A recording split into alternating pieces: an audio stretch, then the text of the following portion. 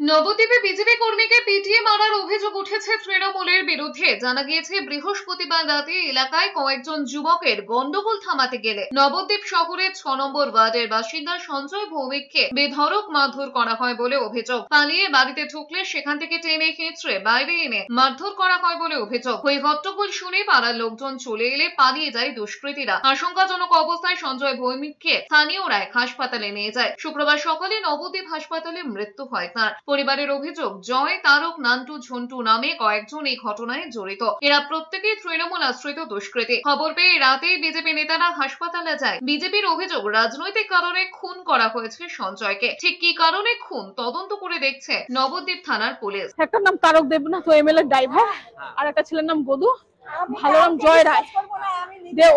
ওরা গন্ডগোল করছিল।